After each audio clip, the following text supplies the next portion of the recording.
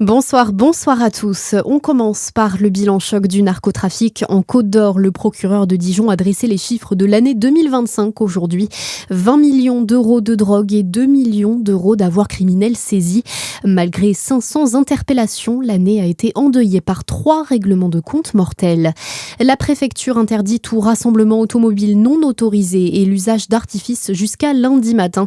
Cette décision fait suite à des appels au tuning sauvage sur les réseaux sociaux après une opération clandestine qui avait déjà nécessité l'intervention des CRS à Chalon-sur-Saône le week-end dernier.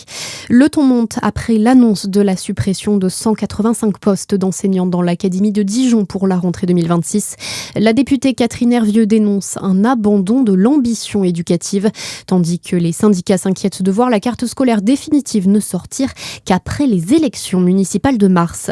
L'aéroport Dole-Jura s'apprête à passer un cap. Le département annonce l'arrivée prochaine de liaisons Ryanair vers l'Italie, l'Espagne et la Tunisie d'ici 2027. Dès cet été, la Corse sera renforcée avec une nouvelle ligne vers Ajaccio. À la une de l'actualité également, la France Insoumise et le Rassemblement National déposent 2 nouvelles motions de censure contre Sébastien Lecornu.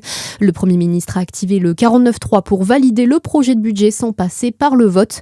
L'insoumis Éric Coquerel appelle le PS à voter la censure et si ce n'est pas le cas, il considérera que les socialistes soutiennent le gouvernement. En 60 ans, les faits de délinquance ont augmenté de 400% en France, chiffre dévoilé par le syndicat Alliance qui organise des manifestations un peu partout en France demain. Les policiers mobilisés déplorent des budgets toujours insuffisants pour lutter face à une violence de plus en plus marquée.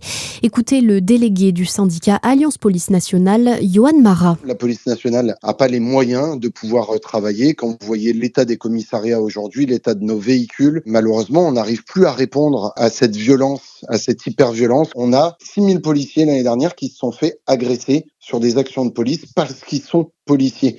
Et c'est ce sentiment-là aujourd'hui chez mes collègues qui est le plus démotivant. On a un discours de fermeté ambiant chez beaucoup de politiques, mais la réalité sur le terrain, c'est que les actes sont pas là et la situation, elle change pas, au contraire, elle empire. Le syndicat Alliance Police qui appelle les Français à se joindre à ces rassemblements citoyens demain.